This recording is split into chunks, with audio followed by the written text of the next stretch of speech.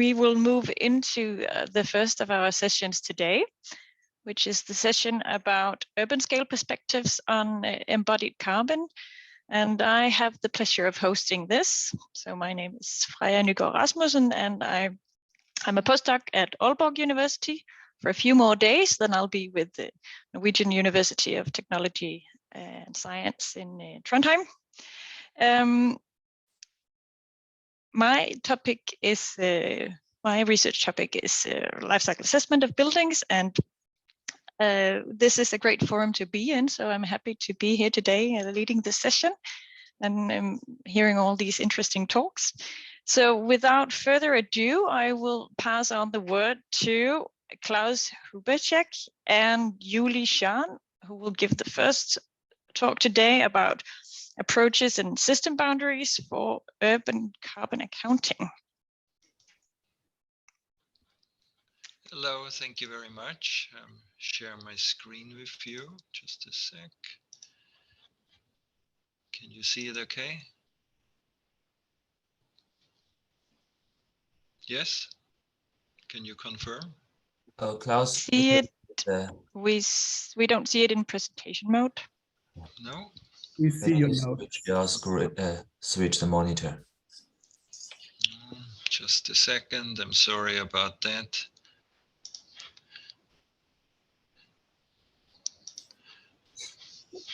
Maybe Julie, if you could introduce the two of us in the meantime. Okay, hello everyone. Good afternoon and good morning. I'm Julie Schahn, and I'm from the University of Birmingham. I'm an associate professor in sustainable transitions. And that is Klaus Hubacek. He's a professor in the University of Groningen. Actually, I worked in the University of Groningen until this summer, and I worked in the group as with Klaus Hubacek. Yeah. So today we are going to introduce our recent work on the carbon emission accounting and the different scopes of emission accounts at the city level. Yeah, basically. Yeah. Klaus, maybe do you want me to share the screen and do the slides? Yeah, maybe you do that. Yeah. Can I just add that this happened to me yesterday, Klaus, as one of the co-chairs. So it is. Yes, I set it up though, but I'm not sure why this happens. But yeah, sorry, it happens to all of us. Okay, so Julie, can you share? Yeah, I'm doing that. Okay, it's coming. There you go. It should be fine. Yeah, so next slide, please. Okay, so just to motivate, 80% of global GDP, 60% to 80% of energy consumption, and about 75% of carbon emissions are happening in urban areas. So that's where the action is. And cities are therefore core to climate change mitigation. Next one, Julie. Problem is, and I think that relates nicely what Stephen just talked about, is that there's still not agreement on which accounting system to use, and the two basic ones that are often used in urban and national accounts, for that matter, is production-based or territorial emissions. So that's all the emissions within the city boundary, household, investment, government, and production for exports. But then consumption-based emissions is also looking at the whole entire supply chain. So looking at all the upstream emissions, minus the production for exports. And then if you click next, then there are a few more carbon accounts for urban areas that yet again have very different system boundaries. And as you can imagine, depending on which system boundary you use, you get very different emissions for your city. Next, please. So how do we account for environmental flows. So this approach is not only for carbon emissions, but also for food, water, energy nexus, pollutants, PM2.5, especially given, if you go to the next, very complex global supply chains. Here you see a relatively simple product, a toothbrush, which is made up of 40 or so different inputs. And it might start, if you look at number 1 on the right in China, in Shenzhen, with copper coils. Then number 2, Japan, you get nickel cadmium cells. Then the whole thing gets shipped to Europe, eventually plastic parts added. Then it might be shipped to Seattle, packaged, and then sold to whoever buys the product. And according to the territorial emissions, these emissions in each place of production get allocated to that particular place. So if emissions from Seattle will be only accounted to the emissions in Seattle. But if you buy that stuff here in the Netherlands, for example, then all the emissions along the entire supply chain get allocated to the place of final consumption, and hence the term consumption-based emissions. Next, please. So most of you, I'm sure, are familiar with the LCA approach, which is one of the ways to account for emissions. If in case of a t-shirt, you start with the cotton fields, transport, production. So you look at all the different processes and add the emissions during that stage of production up. But next, please. There are millions of products, and each different from the other, different processes, different places around the world with different energy mix. So if you want to calculate emissions from all consumption of a given territory, it's obviously not possible to do that with LCA. So go to the next.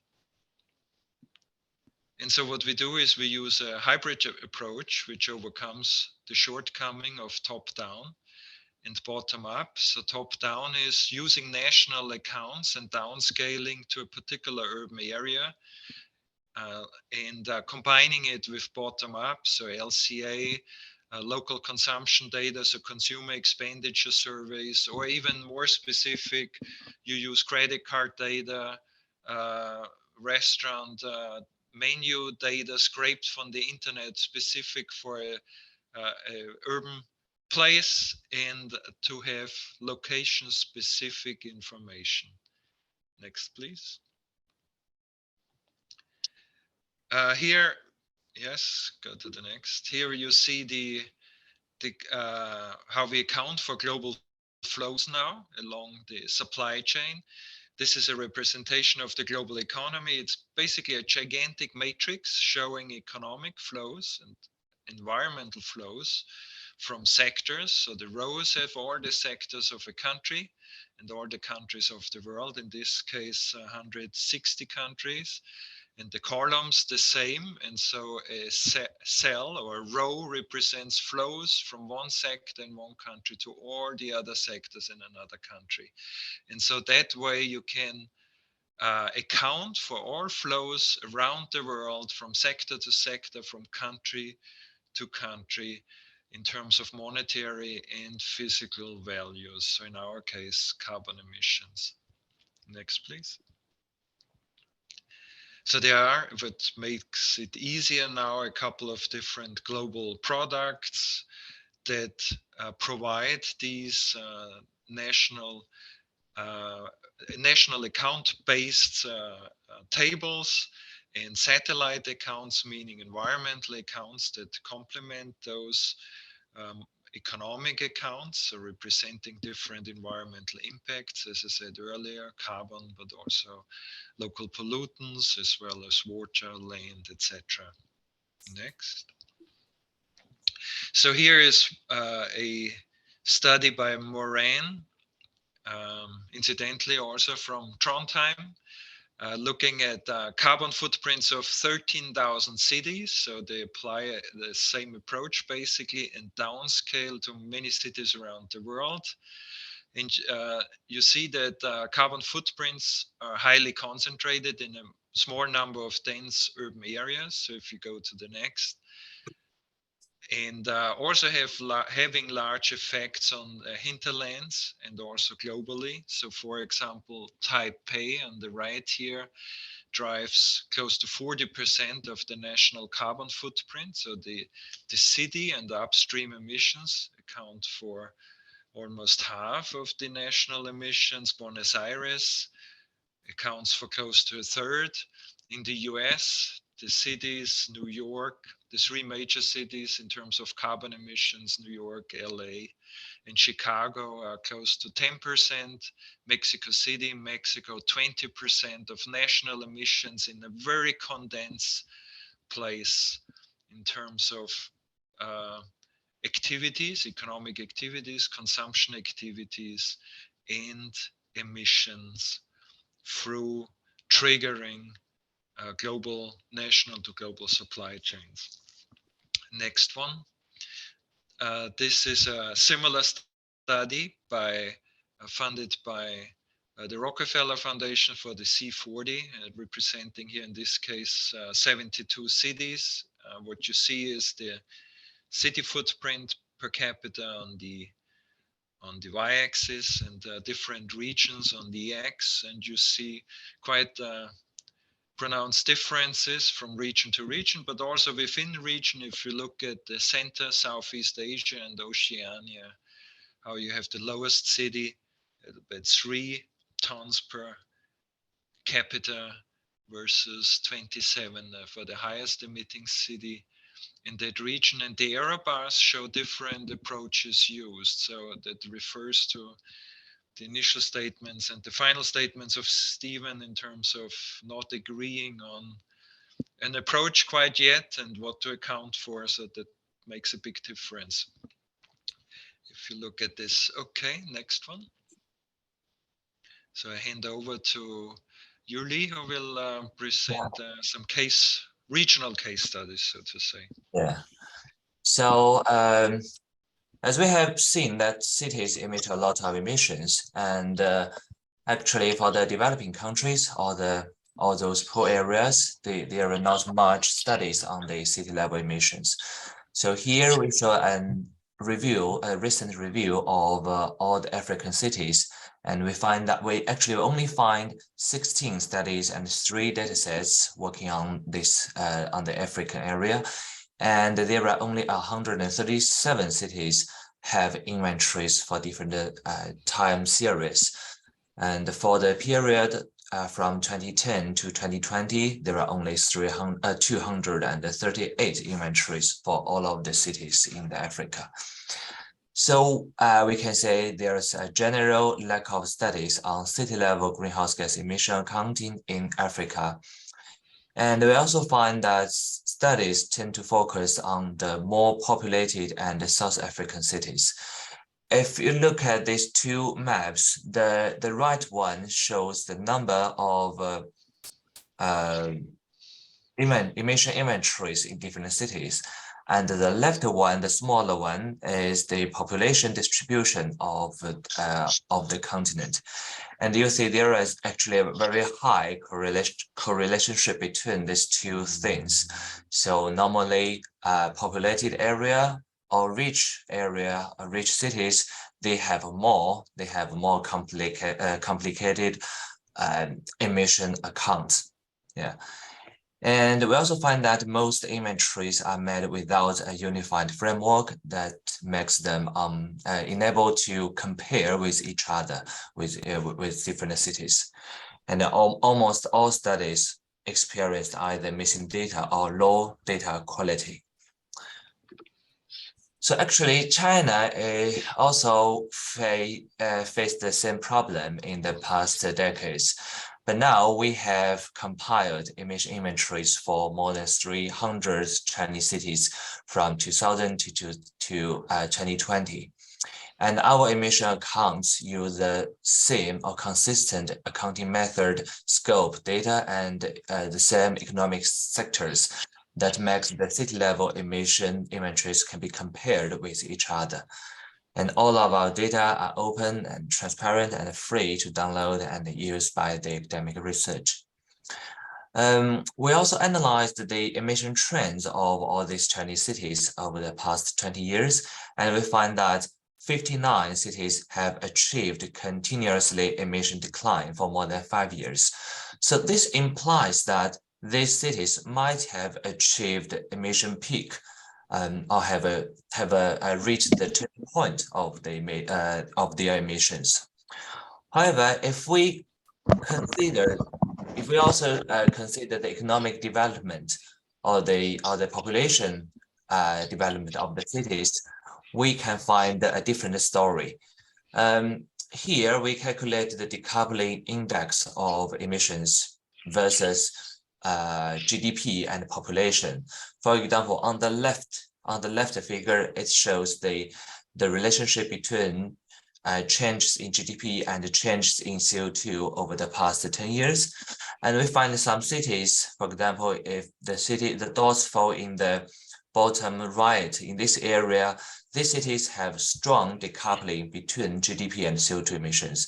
That means these cities was increasing GDP and decreasing CO2 emissions over the past 10 years. So they are very good cases. But for the cities that fall in this area, the top right area, they have either weak decoupling or even no decoupling between CO2 growth and GDP growth.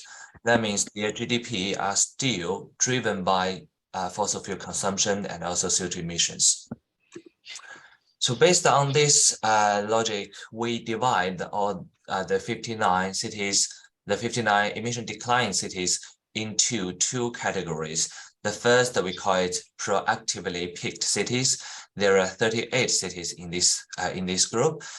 These cities have strong decoupling of emissions versus GDP and the population. For example, Ningbo in Zhejiang province is a good case here. If you see this figure here, the brown line are GDP and the purple line is CO2 emissions. The GDP was growing over the past 20 years, and the CO2 emissions grew up with GDP and then decreased a little bit. So this means Ningbo has achieved the sustainable low carbon growth of the economy, which is very good. But for the other 21 cities, we call it passively declined cities. Fuxing is an example here. We can see that for Fuxing, CO2 emissions and GDP, they have the same trends over the past 15 years. So that means even this city have achieved a little bit decline in CO2 emissions, but this is majorly caused by the economic recession. So this is of course what we are looking for, because this is not a sustainable growth in the city. Okay, so let's come to the end of our study. Klaus, maybe you want to summarize a little bit? Thank you. So, as we said, globally, carbon footprints are highly concentrated in a very small number of dense high-income cities and affluent suburbs. 100 cities or so drive 18% of global emissions. As I showed with some examples, the top 3 urban areas are responsible for about a quarter of national emissions. And the action is really in developing countries. We showed Africa and what's happening there in terms of carbon accounting. This is where the fast growing cities are. The same is true for China. About 10% of the global population live now in the triangle between Beijing, Shanghai, and Xi'an. So some 800, I should say, million people. City level emissions, and that's what we talked a lot about, is need to be improved, as there's still a lack of accurate emission accounts, still a number of competing frameworks, which makes comparison and analyses difficult. The problem with cities is, in terms of policies also, they focus their action mainly on what they measure and experience directly, but ignoring out of city supply chains. So upstream emissions are often ignored because they have less handle on them, but that also invites outsourcing. and cleaning up on the expense of somebody else.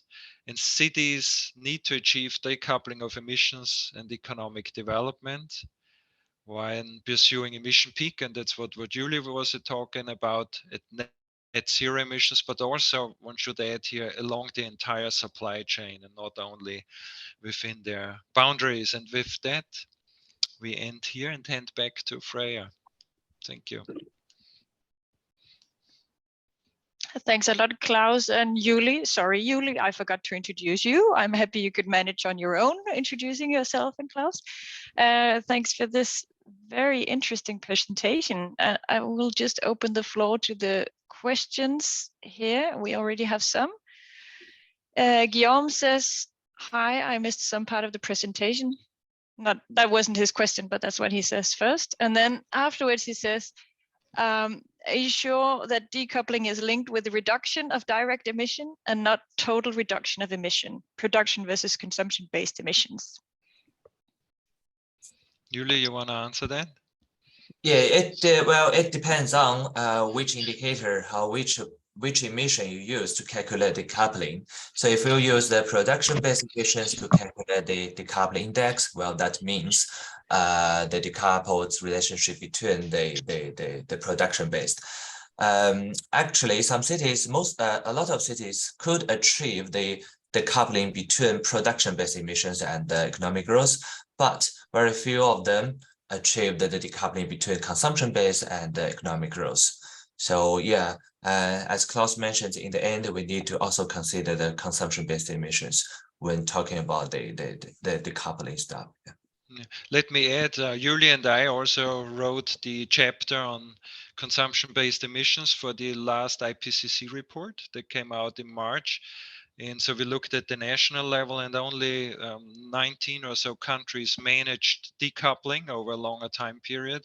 So it's a real problem that much of the decoupling is indeed outsourcing, right? And it's not sustained over a longer time period. At the city level, it's even harder to say because there aren't enough studies yet over a long time period. So thank you. Thanks a lot. Ben has raised his hand. Benjamin Goldstein, feel free to unmute yourself and pose your question. Yeah, sure. Thanks a lot. Hey, Klaus, Julie, I've been watching your work for a while. Great to see you sort of semi in person. Really been interested in all this great carbon footprinting stuff and studies that you've been pumping out for a long time, and inspirational for my work. And so I just ask,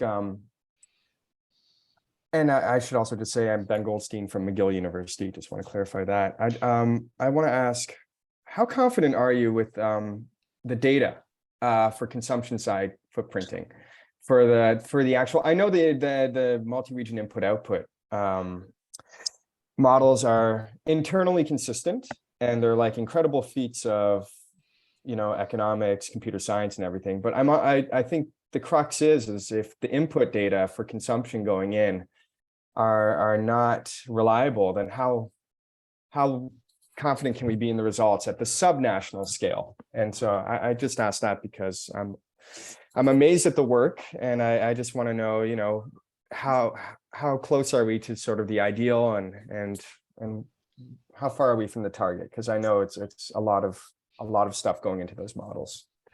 Yeah, good, a really good question. Julie, do you want to start and then I continue? Yeah.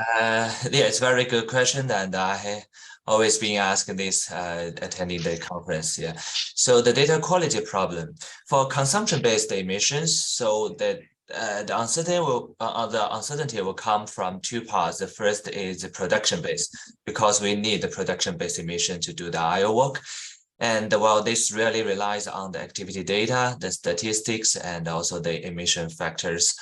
But for the IO framework, there are also some limitations in this method. But I think in any case, it will capture the basic the trends or some general patterns of the city's emissions. It is difficult to say how accurate the data is. Well, if you want to say like the 5 tons or 10 tons of different of the uncertainty like that. Well, that is difficult to say, but I think the general patterns or general trends, well, that should be fine. Yeah. Yeah, let me add. So the one level of uncertainty is the MRAO, as you said, and also Julie said, and so there have been some nice comparison studies done, and we mentioned and described it also summarized in our IPCC report. But the big problem is the downscaling. There is less on the urban level, and that one slide I showed exactly the uncertainty just for the downscaling for this one approach, what difference that makes already. And so one way to overcome that is in a recent paper we did the last couple of months, where we use credit card and other information and marketing data, so big data, lifestyle data, for using geodemographics, and that allows us to downscale to the US census tract level. So that's 72,000 census tracts, and that's really relatively fine-grained spatial data in terms of consumption, and that provides much more accurate trends. So I think given the new data sets available, I mentioned also real estate data, etc. I think there's huge room for improvement. Right. I am very sure that you could. Sorry, Ben, I have to cut you off. I was just going to say thank you very much. Hope we can chat about it at ISIE. Okay. Bye. Yes, because I know this discussion, you can keep it going for a very long time. It's always an interesting discussion about data quality, transparency, and the reporting of it. Thanks a lot again to both of you. If I may draw your attention to the chat, Klaus and Julie, there are a few questions more that I hope you will answer. And then we will move on to our next presentation from Bhuvan Gumidi and Benjamin Goldstein about quantifying the sunk carbon cost of cities. Bhuvan, there you go. Thank you, Freya. I'll just share my screen first.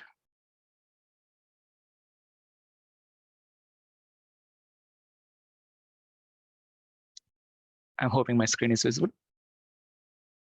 All right. Okay. Hello, everyone.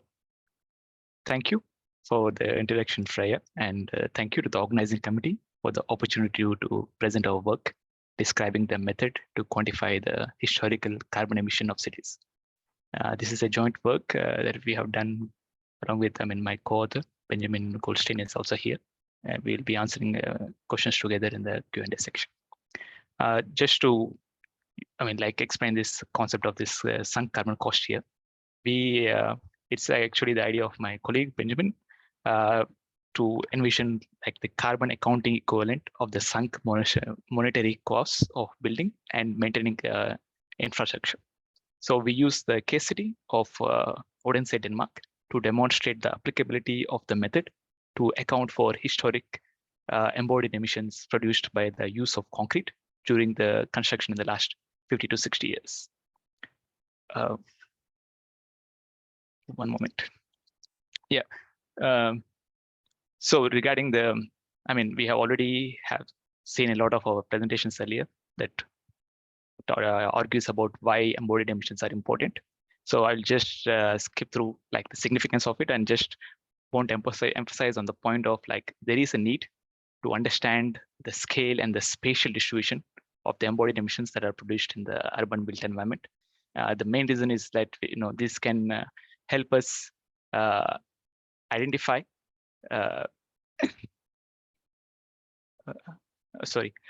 this can help us identify, like, for example, which built forms are used for, like, the example, like which ones have less carbon like footprint per inhabitant or unit area, or even the case like we can identify which materials are getting accumulated, like which carbon intensive materials are getting accumulated in different areas of the city or other stuff.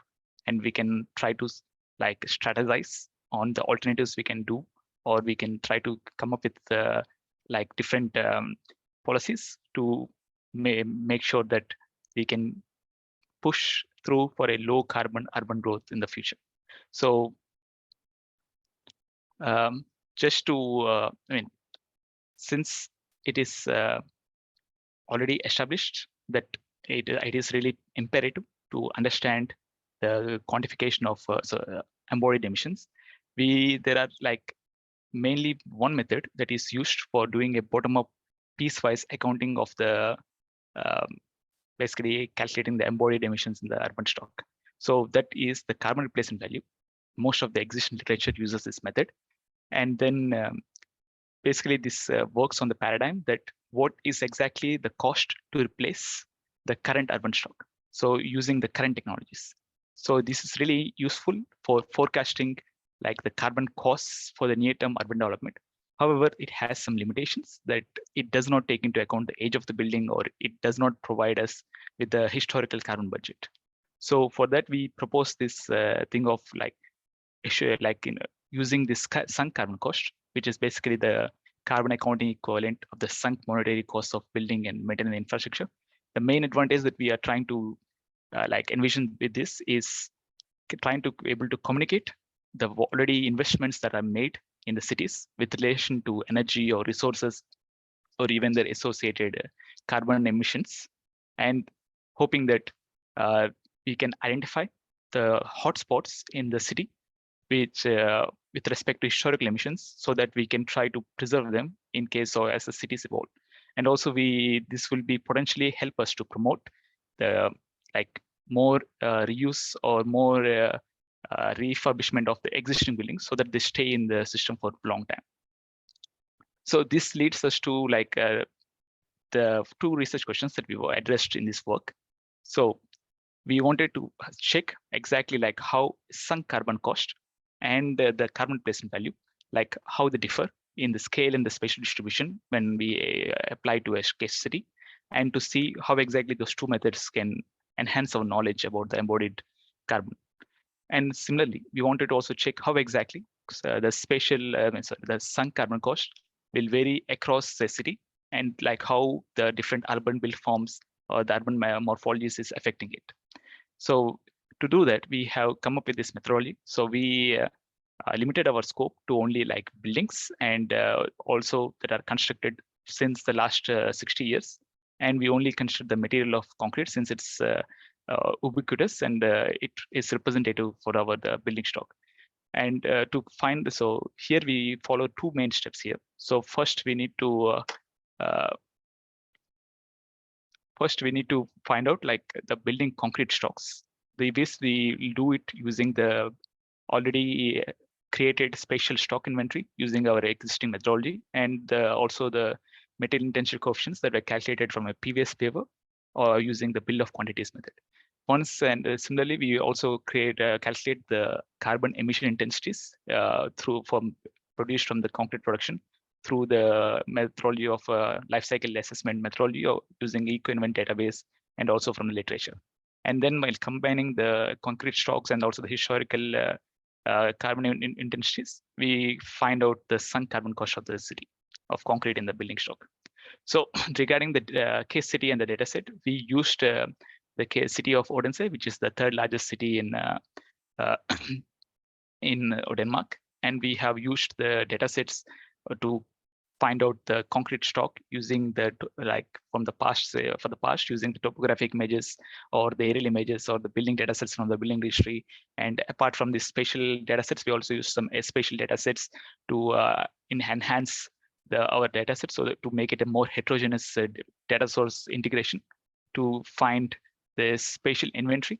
So we basically we have this 5-step process to create this inventory using all the different historical or contemporary maps or satellite imagery, and then we'll then map the built environment using the digitized features from the georeferenced historical imagery, and then we basically try to figure out, okay, is there any metabolism happened between the different since it's not a continuous data set that is available. We have snapshots of years of data sets. For example, we have some data set in 1970, some data set in 1980 or something. So between the time period between two data sets, we wanted to check if there is any metabolism or renovation happened, or if the building is demolished or new building has constructed. So we try to track and index those buildings, and then we try to estimate the stocks and flows of the we try to characterize a stock using the material intensity coefficients. So once we have done that, we have also tried to check the quantification of carbon intensity by using a partially dynamic model.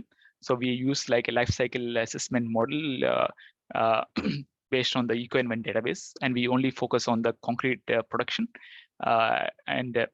We also look into the literature to see how exactly the manufacturing process has evolved over the years, to see, for example, there is more utilization of supplementary materials, or there is more improvement in the efficiency of the cement kilns. So that's why, if you say, from our thing, we notice that between the construction periods, we can notice that in the latest construction period, the carbon intensity is much lower compared to the old construction period. Similarly, one important point here I want to point out is like the construction periods are directly related to the energy standard changes in Denmark. And it's also, we borrowed it from the typology produced by Danish Building Institute. So the sunk carbon cost. So once we have the concrete stocks and we have the carbon emission intensities, we have to simply multiply the individual construction periods construction stock with the construction intensity of that period. And then we also created the carbon replacement value method so that we want to compare what is the difference between the outputs of both sunk carbon cost and carbon replacement value. So just to point out some of the results here. So you can see that there is like almost 27.8 million square meters of floor area has been built since 1960 in Odense, with using 20.2 million tons of concrete. And that resulted in the sunk carbon cost of 3 million tons of carbon dioxide equivalent emissions. And we noticed that almost 70% of this built area is prior to 1988. And similarly, we have noticed that you can see here in the table that almost 81% of the buildings that were built, or the new floor area that has been built, is for the residential buildings. And that accounted to almost 75% of concrete consumption and also 80% of the sunk carbon cost. So to see this in the form of like the end use, like whether it's apartment building, whether it is a non-residential building, whether it's a single family house or whether it's a terraced house, we notice that apartment buildings have the higher more concrete used per square meter when compared to the other typologies like non-residential or single family house or terraced house. And then we also noted that for the apartment buildings, the floors area per capita is markedly lower, like 47 square meters, when compared to a single family house. So what what the conclusion we found is, like, single family houses are more energy intensive, like carbon emission intensive, and also they are like sparsely populated. And so you can see that they occupy 38% of the floor area, but represent more than 32% of the sunk carbon cost. And this leads us to to see it like how exactly it is distributed in the spatial context. So you can see here, like the more red it looks, then the higher the carbon emission, embodied carbon emissions from that area. And you can see that there is a lot of, of course, the city center is historically populated, so it is common to have higher intensities here. But you can see the south is almost accounts for 44%. And that is due to the higher prevalence of single family houses that are built in the south region of Odense. Similarly, on the right, you can see the how it is, how the city has grown. And you can notice that from the 1960s, it ballooned because of the policies about public housing, and also when there is this building the bridges and the motorways, which led to transit-oriented urban development for Odense. So we also, once we also compared our results, the sunk carbon cost, with the current method of carbon replacement value, and we found that there is significant variations where there is more older stock of buildings compared to areas where there is newer stock of buildings. So the more old the city center or the more old in the south, there is more higher the value. Similarly, we have checked between the time periods or the construction periods, you can see that as the construction period moves to the past, the variation increases, and it is highest between the periods between 1961 to 1978. And so just to see how exactly we can use the sunk carbon cost with respect to the carbon replacement value, it can be used complementarily, because the carbon replacement value will help us identify what is or forecast what will be the future embodied emissions with the current thing. However, with the sunk carbon cost, we will be able to highlight what exactly is the historical emissions. So when we try to see what the divergence between the carbon replacement value and the sunk carbon cost, we can make some decisions like, okay, these neighborhoods might need to be preserved to be more adaptive reuse or renovation instead of demolishing them. Similarly, we also found out that there is higher per capita sunk carbon cost in areas where there is single family houses and low population densities. So it also leads to the arguments that we should have more prioritize high density and smaller homes in the future communities to tackle or to reduce the embodied emissions in the future. But there are some limitations to our method. So there is some uncertainty related to, for example, the way we calculate our material intensity coefficients, so the carbon emission intensities, or the flow area calculation, or even just the error propagated from third-party sources. Similarly, our scope is also limited to only concrete production, and then we do not differentiate between whether the concrete is used in a single-family house or whether the concrete is used in a my apartment or something. Because for Odense it was fine because there are not that many high-rise buildings. But in areas where there are high-rise buildings, we also need to consider the built forms, because transporting the concrete to upper floors might also require it also energy intense. And finally, the bottom-up nature, it's also really really strenuous task. So there might be errors propagated while doing the bottom-up nature of task. And to conclude, so we have proposed this method to account for historical emissions through this sunk carbon cost indicator. However, we also want to highlight that it can be used in complement with carbon replacement value to basically help understand how to drive the future low carbon growth of the city, and also to use it in the practical applications of circular economy within the built environment, and to also help support for more denser settlement patterns that have lower material footprints. Thank you for the opportunity once again. And yeah. Thanks a lot, Bhuvan, for this clear presentation of your interesting work.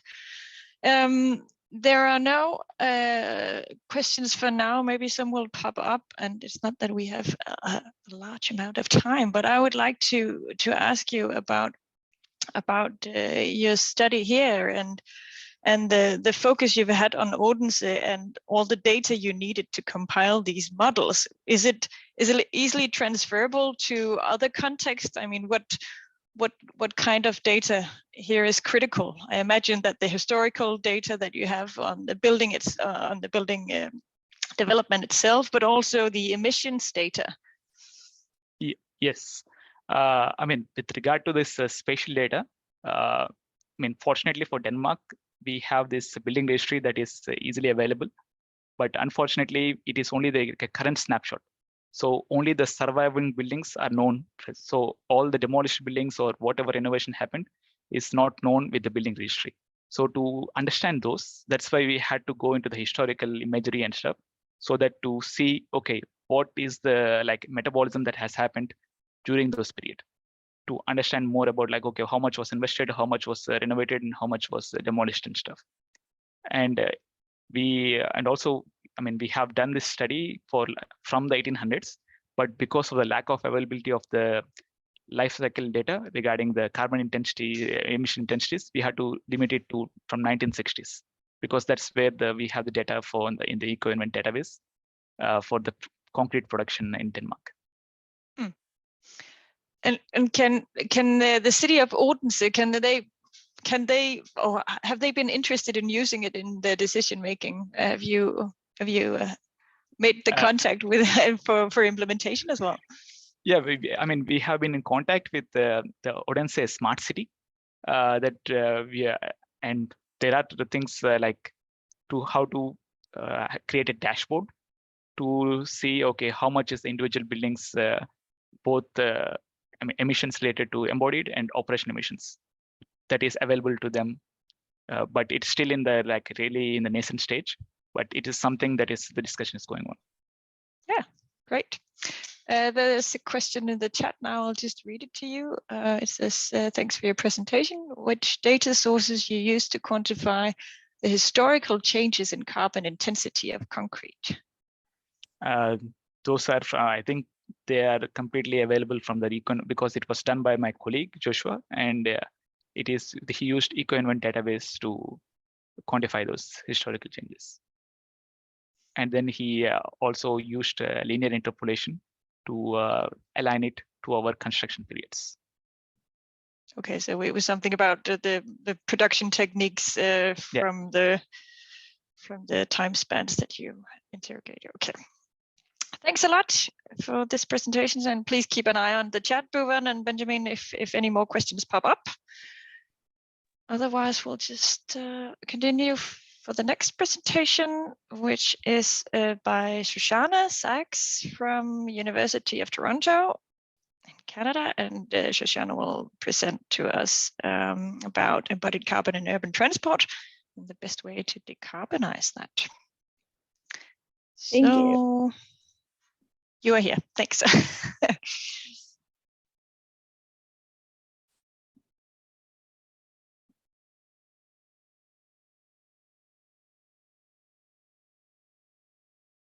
Okay. Did that work? Looks good. Great. So thank you for having me. So when this work started coming together, they were going to say people are going to talk a lot about buildings and cities. Can you talk specifically about transportation? And I have a background in transportation research. In my group, we look at the relationship in between the infrastructure we build and the society we create, asking questions about what to build and how to build it. And the thing with transportation infrastructure and infrastructure as a whole is that the infrastructure comes first, with the way we live usually following behind and having a big impact on the whole rest of society. So this is a piece of work done out of the University of Texas, and they looked at which came first, the behavior or the infrastructure. And you can see across time, we've had the infrastructure come first. So we had train track before we had trains, before people took the train. We had oil pipes before we had roads, before people bought cars, before they drove cars. So it makes the environmental impact of our infrastructure very important. And one of the unique things about transportation infrastructure is that the consequential impacts are really, really big.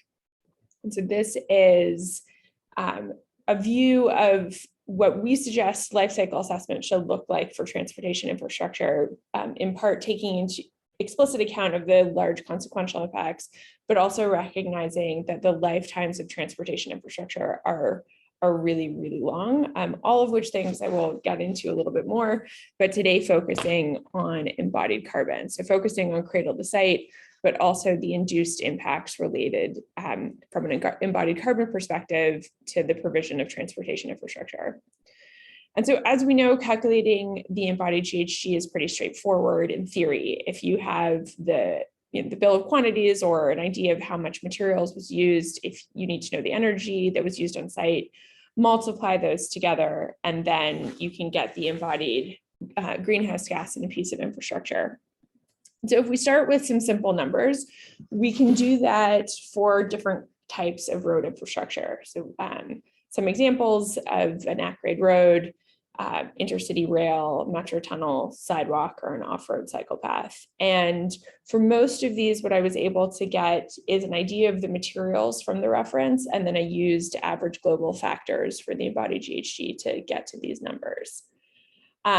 And since some of these are my own papers and I calculated a bunch of these numbers by hand, I know many of the ways in which these numbers are not good, and many of the things that were left out, including, for instance, the metro tunnel is just the concrete that went into it. But we can come up with, and many people have in the literature, basic ideas of what the infrastructure emissions are per kilometer. And then we could use those if we wanted to do a bottom-up assessment in cities, or we wanted to think about using them for planning. But it gets much more complicated than that. So one initial complication is that the design varies a lot from product to product.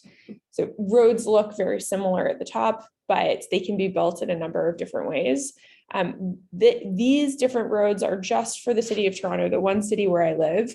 From our design standard, these are both 5 options of flexible pavement and 5 options of rigid pavement that we would build, and the associated environmental impact can be quite large. And then if you change from the city of Toronto to our entire country or across the world, we see much more variation than this. So that's already going to have an impact on our understanding. And part of the challenge of the way the design varies is it's not necessarily mathematical. It's often just traditional. We build roads the way we build them. We came up with a norm of the way we made things. And it's not necessarily or often motivated by calculations or engineering design. So in this map, for example, again, this is the city of Toronto where I live, we see mapped in different levels of gray, the aggregate thickness that is laid down underneath the roads. And Toronto was amalgamated from 6 different cities 20 years ago. And the aggregate thickness in our roads completely follows the boundaries of our former political boundaries, even 20 years later. So even 2018, when this data was from, we were still putting aggregate layers down as we had been in the 90s based on former political boundaries. So it means that it can be hard to know how things are going to be built because much of it is based on tradition or habit. Because transportation infrastructure is networked, it doesn't always run at grade. Even an at-grade road or rail system will need to go over or under things at many different times. And the embodied carbon of these connecting pieces of infrastructure can be much, much larger than the embodied carbon of building at grade. So for example, in a review of papers that had looked at embodied carbon in rail-based transportation, we found that tunnels added about 27 times the greenhouse gas of building at grade, and elevated structures were about 6 times as much. These numbers vary a little bit between infrastructure types, but approximately these ratios hold across the literature and across construction types, from bridges to for roads to bridges for trains. Another complicating factor is that generally the embodied carbon in construction of buildings is almost 90% from materials. But when we're talking about the construction of infrastructure, there can be a very large amount of embodied carbon that came from A4 and A5 that came from energy use. So for instance, if we're using a tunnel boring machine, to create a tunnel, that can lead to A4, A5 embodied carbon in the range of 30 to 40%, which is much, much higher than we see in above ground structures. Transportation infrastructure, by nature of being on or in the ground, usually has quite large foundation requirements and associated construction energy. Another thing is that the uncertainty is very, very high. This holds across all built environment types, but can be particularly bad for transportation infrastructure because, especially if it's one-off. So something like a bridge or a tunnel, they're not generic. They are very local structures to their context, time, weather, soil structures. And it means that there isn't a pure type that we can apply. And to understand the embodied GHG in a particular project, we really usually have to study that project. And otherwise we have to expect that our uncertainty numbers will be broad. So some examples, the function of what look like even very similar types of infrastructure will vary quite highly. So this is the same piece of work where we looked at all of the roads and bridges in the city of Toronto, and we normalized that by how many people and jobs it serves. and they serve wildly different amounts of people and purposes. We could also look at the amount of traffic or the amount of people carried on a piece of infrastructure, and it varies by a huge amount depending on which piece of infrastructure it is, even if it's built quite similarly. Which means if we want to think about what the functional unit is or what the reference flow is, they can be very hard to nail down and also vary a lot from research to research. Another thing is that most of the energy and research in embodied carbon has been looking at buildings. And so while data is hard to get and bad across all bottom-up built environment assessment, it can be particularly bad in the transportation space. So this is one example of a bridge we did.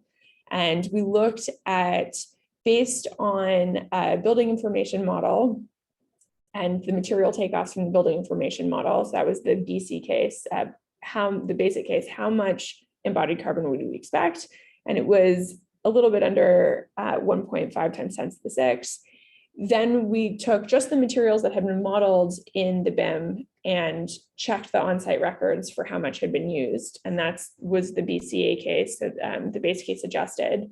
And we found that already just from accounting for the mismatch in the material expectations between the building information model and on-site records, it increased almost 100% to be now 2.5 times 10 to the 6 of embodied carbon. But then there are things that are left out of the building information model, like construction energy, which we've already mentioned can be a big deal, or rebar, which are generally not shown in the model. And we found that together, overall, the difference in between what would have been expected in a takeoff from the building information model, which is pretty standard, to what happened on site was a 212% increase in the embodied carbon. So really, really big differences between what we might have expected and what we observed on site. And part of it was that there ended up needing to be more construction on site compared to what was expected in the building information model. So you can see here, the black line is what the building information model expected across construction, the use of concrete would be, and the blue line is what was delivered on site. And you might say, okay, well, there's an extra wall that was added to this bridge. The model was actually pretty accurate, except for the need for the extra wall to be constructed. And I would agree with that. And when we first saw this, we went back to our partner who had built this bridge and we said, you know, your concrete use went up by a lot. Does that happen to you very often? And they said, no, it never happens unless something changes on the project. And we said, okay, well, how often do things change on the project? And they said every time on every single project. And so the difference between what we think is going to happen and what actually happens, especially for objects underground, becomes a really big deal. Another challenge with transportation infrastructure is their very, very long service lives. So these are two examples of very old pieces of infrastructure. The London Underground is the oldest subway in the world. It's been in continuous operation for more than 150 years. This bridge is the oldest bridge in the world. It's been in continuous operation for more than 2,000 years. So the transportation infrastructure keeps going. And you might say, okay, but most pieces of transportation infrastructure get rebuilt. They don't just continue to last for hundreds and hundreds of years. But then there becomes the sort of classic philosophical question, which is, when does a piece of transportation infrastructure become new? If there is a road that has existed in the same place for 200 years, but it's been rebuilt 3 times, is it a new road? All of its consequential impacts have continued to accumulate. It has the same type of influence. Even after disasters or wars, we tend to rebuild our transportation infrastructure in the same place in the same way because of dominant land rights and the relationship in between transport, land use, and ownership. It's very, very rare that we take a piece of transportation infrastructure and completely move it or completely mothball it or remove it in some way. And so it's a ship of Theseus question. If you don't know ship of Theseus, it's a philosophical question. The first year you have Theseus's ship, he's very famous. You want to store it. Over time, boards rot and you replace the boards. At what point is it no longer the ship of Theseus? After how many years of how many boards being replaced?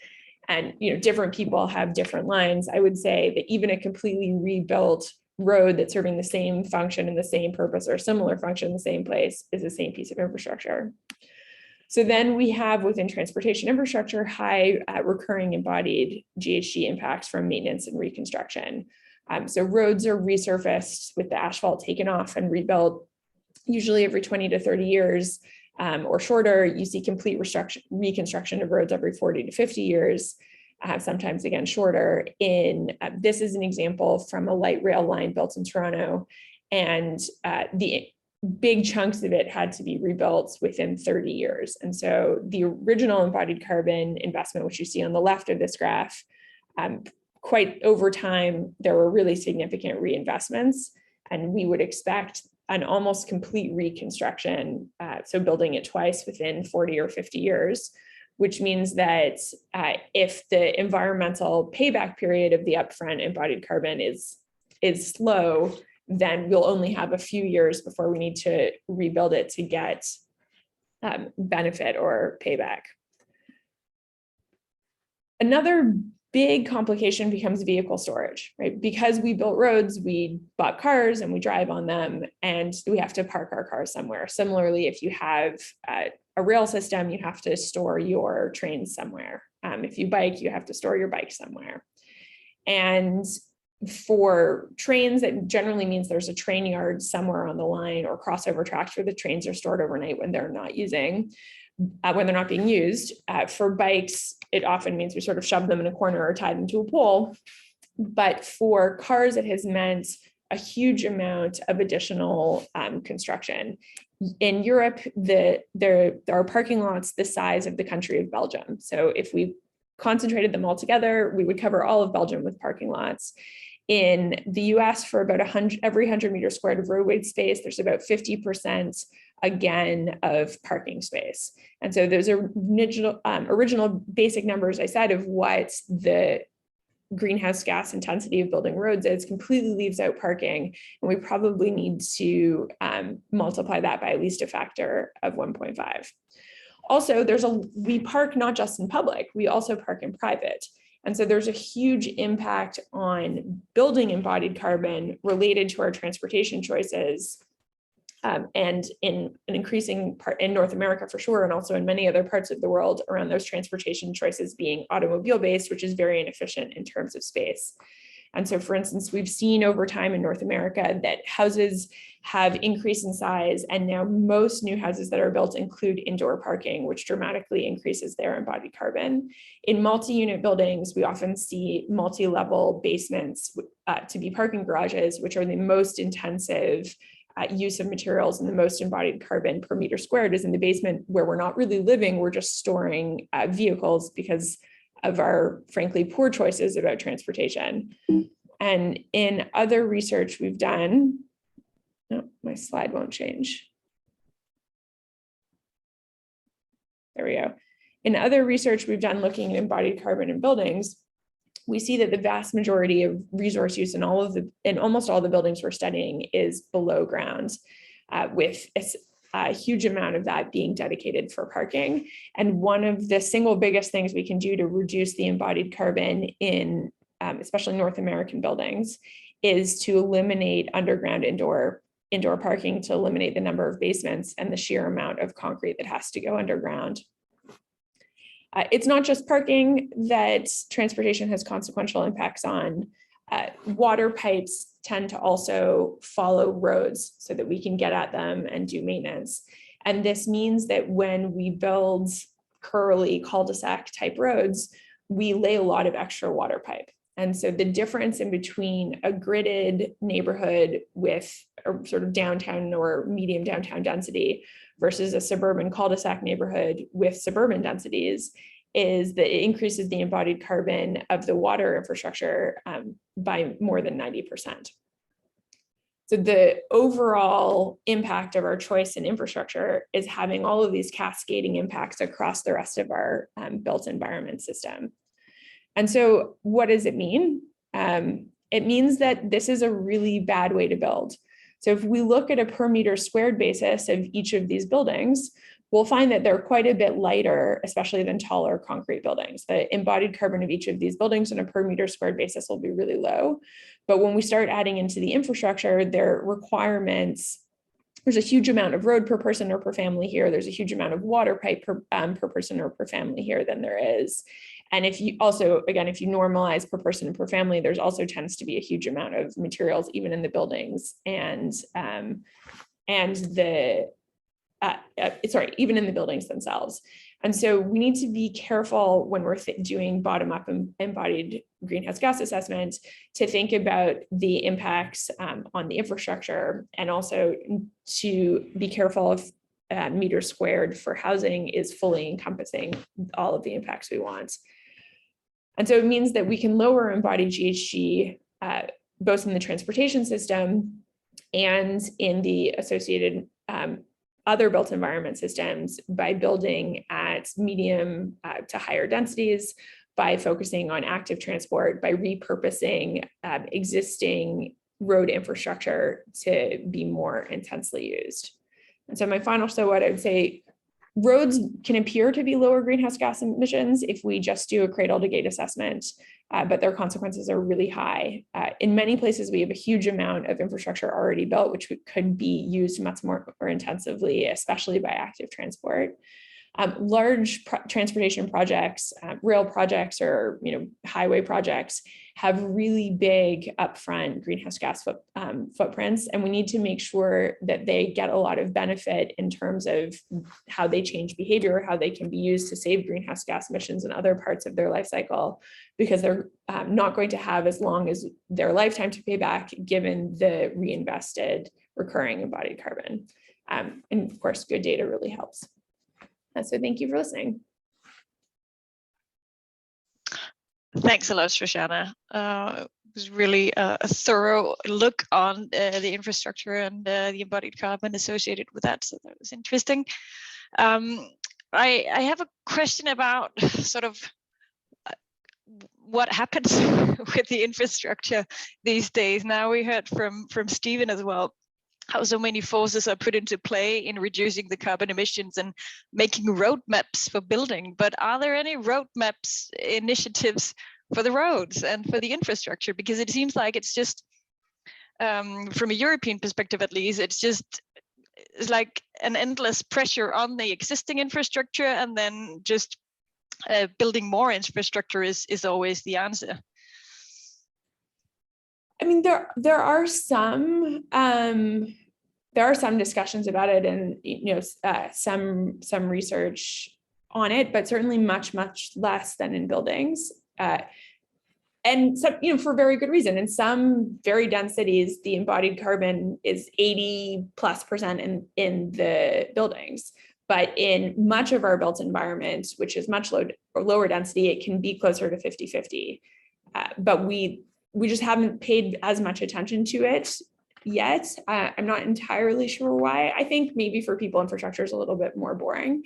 People do talk about it, but certainly in North America, we build more infrastructure kind of thoughtlessly, especially if it's roads, right? We have whole departments of government whose job is to deliver more roads, and it's often seen as a good idea, in part because in the 1950s, it was there was a lot of economic return for adding road connections, and that is basically no longer true in high-income countries, but we haven't relearned the lesson.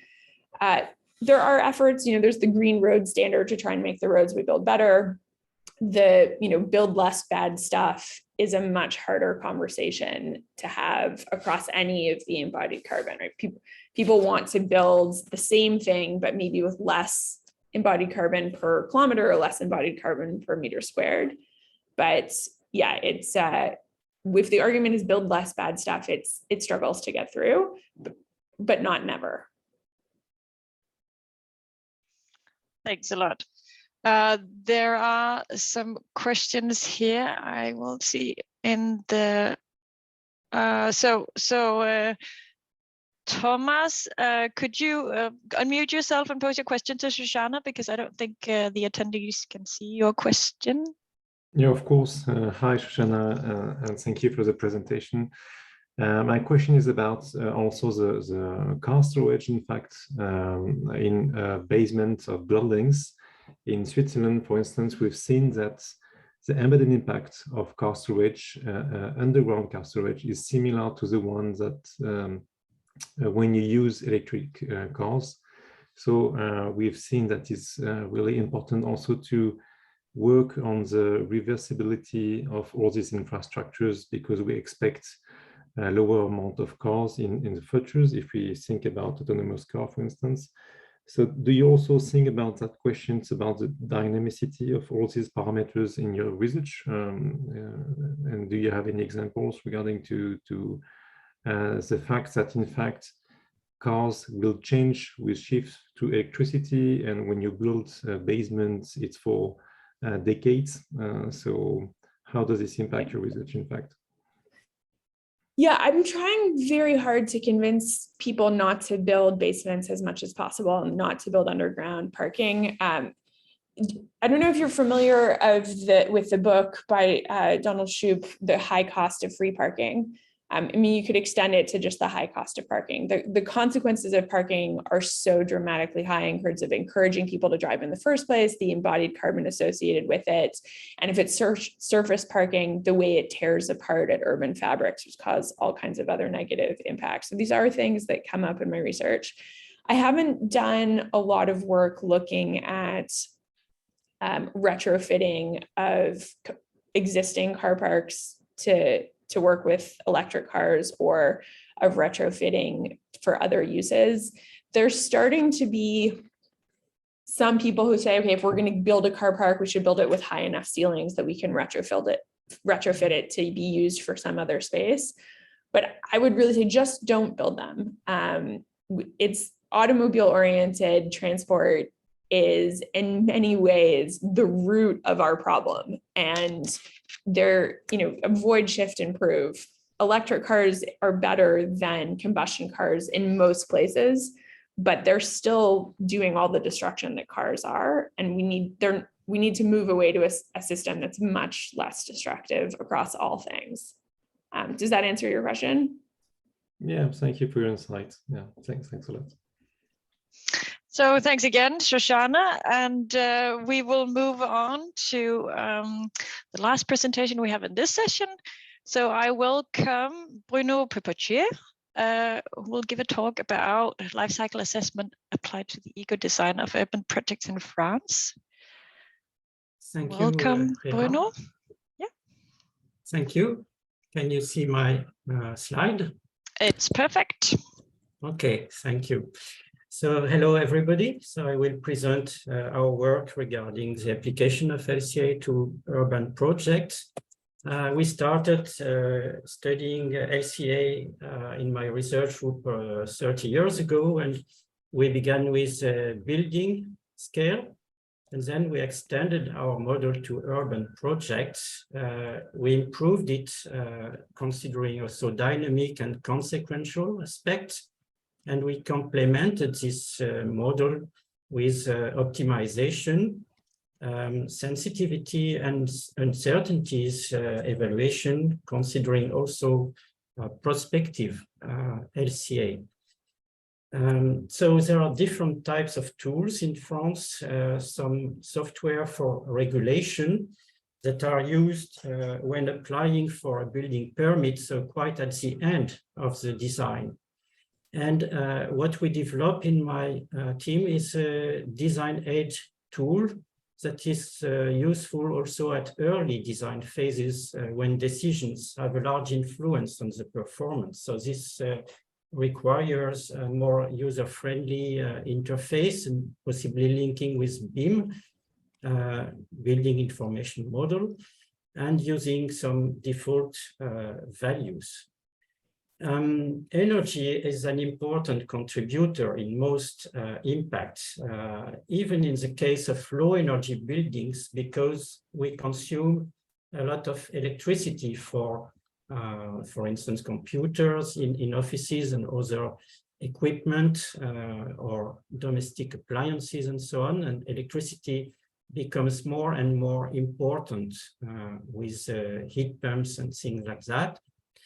And when choosing a material, most material influence the energy performance. Of course, insulation but also thermal mass. We saw that yesterday, and even painting, flooring, and of course, HVAC equipment.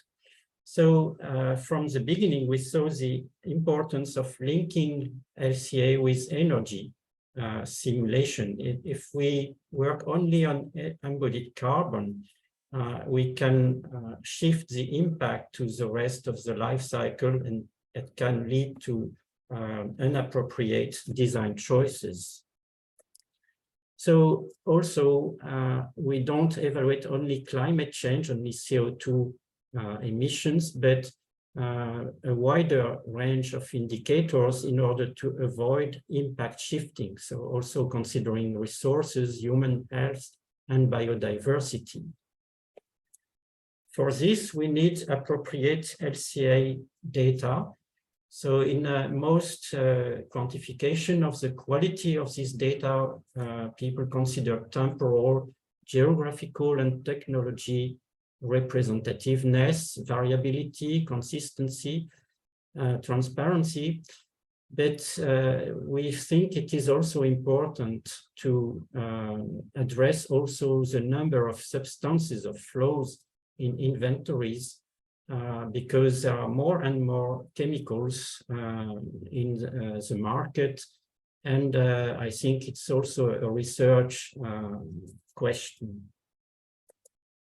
We compare different tools in the early of this century, and already at that time, they appeared to be different methods to consider biogenic carbon, and especially here an example when different countries use their tools on the same building, a Swiss timber house, and half of the tools considered 0-0 approach, so the carbon that may be absorbed by the growth of trees is re-emitted at the end, and says a zero global balance. And half did it another way, and we are part of the second half. And how do? We consider it important that a forest is managed in a sustainable way, so that if you cut a tree, then a new tree is growing, and then you can absorb CO2. It makes a difference between -1 if you have a certified forest, and 0 if you don't know, or if the forest is transformed to a parking or everything. And the same at the end of life, if you just incinerate the wood, you just re-emit the CO2. And so in global, it's 0. But if you recycle or if you store the waste of wood, then you may have another balance. And the same if you start from 0. So globally, you can have an equivalent CO2 between -1 and +1 in total, according to the forest management and end of life. What we call dynamic LCA is that we consider the variation of emissions according to the years, to the seasons, and to the hour of the day, and especially for electric systems. Buildings consume more and more electricity. You can have higher emissions in winter and lower in summer. You can have higher emissions during the day and lower emissions during the night, because there is less demand of electricity. And this is important when controlling the electricity consumption in a building. For instance, you can benefit from thermal mass because you can store energy in the afternoon and reduce the peak demand in the evening. So this may encourage to use thermal mass. An example here is an office building. It's a timber structure with straw insulation, but they have added thermal mass by putting clay bricks or raw earth adapted to the walls. And also here, renewable energy, so geothermal heating and cooling, solar hot water, and photovoltaic electricity. And to evaluate the performance of this building, we use the benchmarks that we have elaborated within the Annex 72. We did thousands of calculations in order to identify the worst performance and the best performance on different indicators. And here, each axis of this web diagram is one indicator. The red is the highest impact, and the green is the lowest impact. And it allows this building that is in blue here to be rated according to the best and worst performance. And we see that here there is embodied impacts, of course, because of the solar collectors and so on. But that approaches the best performance, and it's equivalent to a very low-tech building, this building in Austria without heating and cooling. But in fact, electricity is using computers that are used to heat the building in winter. And also in summer, of course, here there is air conditioning. So the comfort, the functional unit is not the same.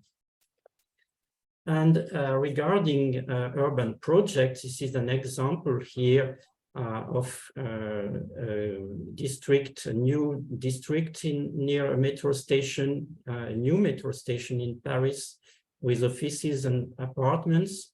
And also here we have compared the project between average and best practice.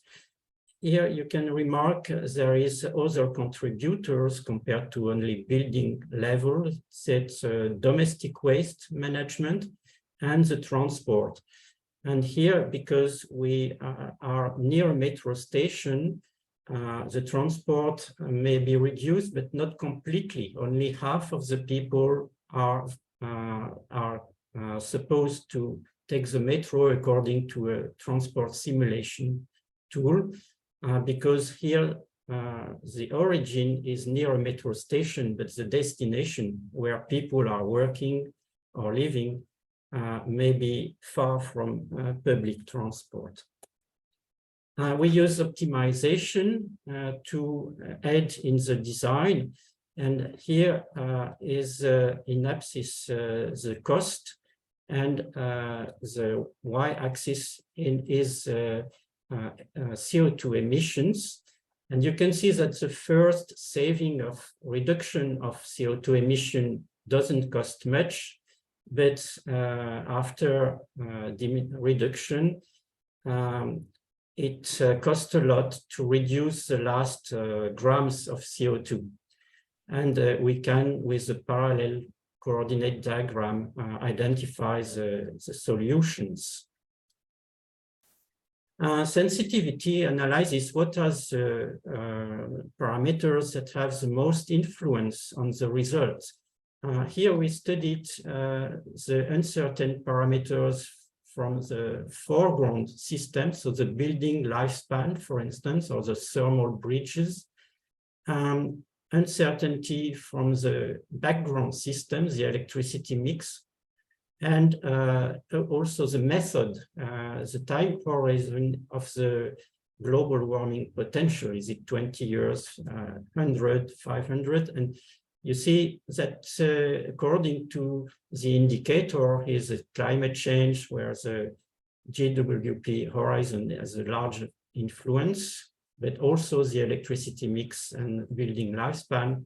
The primary energy and here demand, the thermal bridge are more important. and the health impact, electricity mix and building lifespan. So it shows some examples. I don't say it's always the same result, but that shows what we can do. And uncertainty, for instance, here another example where we compare gas and electric heating. Here, regarding the radioactive waste indicator, electric heating in France is larger, has a larger impact on this indicator. But GWP, the climate change, is lower than gas, but with uncertainties. And because at the moment, half of our nuclear plants are out of order, we might be on this top of the uncertainty range. So there are a lot of debates at the moment regarding some of the methodological aspects. First, temporal modeling, so this dynamic model. I think dynamic model is very interesting, and it is more science-based, so we should use that. But fixing a time horizon is subjective, so we should not discount future emissions, saying that 1 kilogram of CO2 emitted 50 years later has less effect, less importance than 1 kilogram emitted today. And this is not in line with IPCC. And so according to IPCC, the global warming potential does not depend on the date of the emissions. We agree that emergency, there is an emergency to protect the climate, but maybe rapid renovation of existing buildings would be more efficient than reducing insulation in order to reduce embodied energy. So this is a debate in France. Also, recycling at end of life would be a better strategy to promote wood rather than discounting. I think we should not discount future emissions, and it would be also very difficult to do it for other indicators like acidification and eutrophication. There is another, of course, methodological question, choice of attributional versus consequential LCA. And I think attribution could be more appropriate for a regulation, but for design help, we should integrate the consequences of the design choice on the background system. So consequential LCA seems more appropriate. So in conclusion, design tools are already operational. We have already more than 3,000 users in France. And of course, it would be very useful that clients require environmental targets in their design brief regarding climate, but also health, biodiversity, resources. I know there are more uncertainties on these issues, but I think no indicators could be even worse.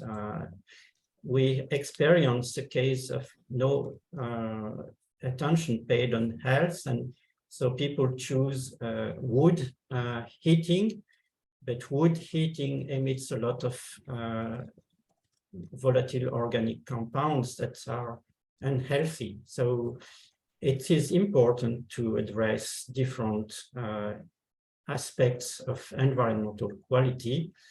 Also, of course, it is important to integrate both embodied and operational. To my opinion, there is no priority. Urgency is to reduce both embodied and also operational by renovating existing buildings. The energy consumption in existing buildings emit much more CO2 than the few construction projects. Construction in France is only 1% per year of the existing stock. Dynamic LCA is good with a proper modeling and not simple discounting. And I think biogenic CO2 should be accounted for, promoting a long-term storage in timber and sustainable management of forests. Also, allocation should be precise by also considering the benefit of circular economy. So the so-called module D is useful for that. And consequential LCA for design. So because when we build more buildings, new buildings, we increase the flows, and when we retrofit, we decrease the flows. So maybe marginal processes are more appropriate. And a future issue that we are studying is a question of spatialization of emissions regarding health, and particularly indoor air quality, and trying to see the consequences of bad air quality on human health. So I thank you for your attention, and you can ask questions. Thanks a lot, Bruno, for your presentation of this very comprehensive tool you have developed. Thanks for that. There was a question in the chat about for the Isuba building, what the U or R value of the straw insulation was. Which data you used there? It's 40 centimeters thick, so it is the standard U value of a passive building, so very low energy building. Okay. And then we have reached the end of this session. So thanks a lot, Bruno, and thanks to all other presenters and panelists here and the audience. This was a great pleasure to listen to all your presentations. We will have time for a break now. Rahman, did you have a few words to send us to the break with?